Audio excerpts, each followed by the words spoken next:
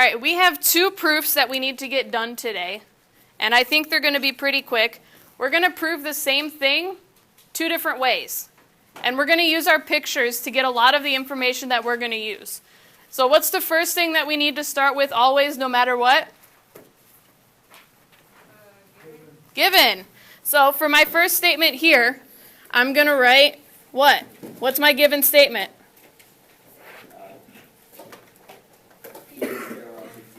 P is parallel to Q.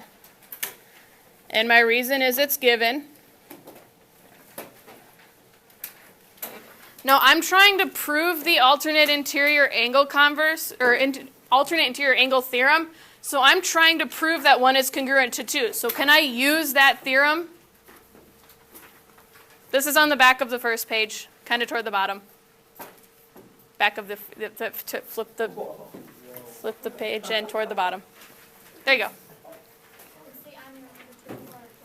Right above the on your own number 2. All right, so I'm trying to prove that 1 and 2 are congruent. What do I know about the other angles that are in here? Which angles are congruent? P and Q. P and Q are lines. Yeah. They can't be congruent. Why not? Because they're lines. They're not angles or segments or lengths or anything. I can't say a line is congruent to a line. I could say a line segment is, but that's not a line segment. What could we say about angles 1 and 3? What could we call them? We could call them corresponding angles. So what do we know about corresponding angles? They're on the same side. They're equal. So we can say that corresponding angles are congruent. So here I can write that angle 1 is congruent to angle 3. And that is my corresponding angles theorem.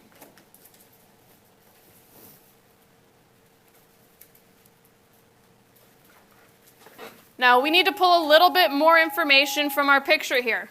If I'm looking at my picture, we've used 1 and 3, but now I need to somehow relate it to 2. What could we say about angles 3 and 2? They're vertical angles, and what do we know about vertical angles? They don't equal 180, but they're congruent to each other, right?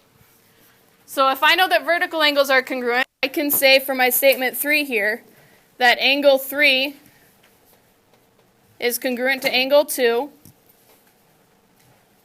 and that is which theorem?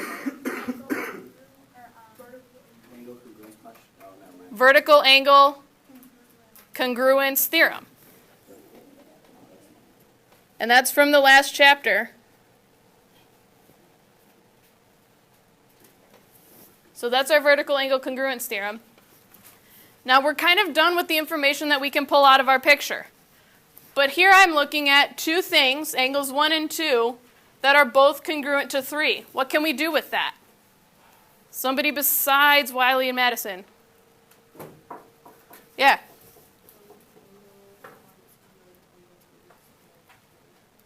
Yeah, exactly. We can use the transitive property, and we can cross out the thing that's the same, which in this case is our angle 3. Yes? So angle 1 is congruent to angle 2? Exactly. And isn't that exactly what we were trying to prove? Yeah. So our angle 1 is congruent to angle 2, and that is the transitive property of what? Equality. No. Angle congruence. Angle congruence. We're talking about angles, and we have congruent signs. If we had equal signs, it would be of equality. We have angles and congruent signs. It's the transitive property of angle congruence. And we've successfully proven that. Now we're going to prove the same thing, only this time we're not going to use the corresponding angle theorem, which is what we did to say 1 is congruent to 3. So if we look at the new picture that we have down here, so if we're looking at this new picture, what am I still going to start with? Given. Still going to start with P is parallel to Q, because that's my given.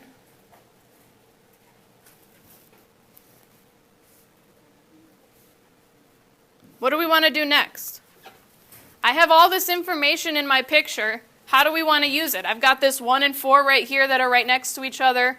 I've got a 2 and a 3 right there that are next to each other. Devin, Yeah, just. make it what do you got fun. for me? That angle 1 and 2, the interior angles theorem. That's what we're trying to prove. Yeah. So we can't use it Why? because we're proving it. Then What do we know about angles 1 and 4 here? they What do they make? They make 180, and what do we know? What do we call two things that add to 180? Supplementary, right? Would you guys also agree that angles 1 and 4 are a linear pair? Yeah, right? They're two angles, they make a straight line. So I'm going to say angle 1 is supplementary to angle 4. And what is our reason for being able to say that? Yeah. Definition supplementary. Not definition of supplementary. Not definition of linear pair. We have a postulate. What is that postulate? pair postulate. The linear pair postulate says if two angles form a linear pair, then they are supplementary. So our reason here is linear pair postulate. What's the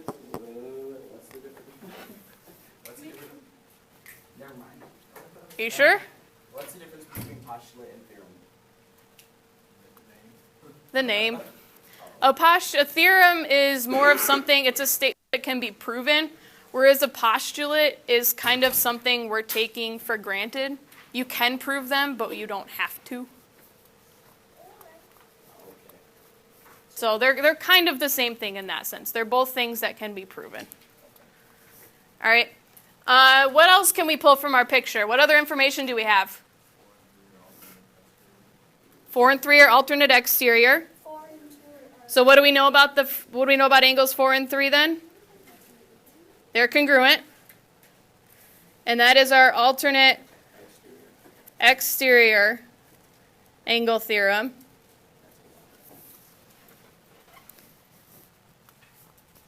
What other information can we pull from our picture? Have we used angle 2 yet? No, 1 and 2 are One. What else, Angle 1 Kathy? and 2 are alternate interior. We still can't use that because we're still trying to prove that. Right? Okay, how many lines in? What can we say about 2 and 3? Oh, wouldn't that be the transit property because you already used 3? Not transit. They add to 180. And what do we call two angles that add to 180? Supplementary. Supplementary. So I can say that angles 2 and 3. So angle 2 is supplementary to angle 3. And that's going to be the same reason as why we said that angle 1 is supplementary to angle 4. It's our linear pair postulate.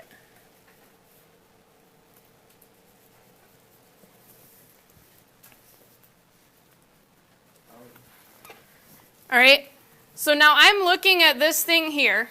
I have 1 is supplementary to 4, 2 is supplementary to 3, but 4 and 3 are the exact same thing. Do we have a theorem that allows us to handle two things that are supplementary to the same thing? Say it again.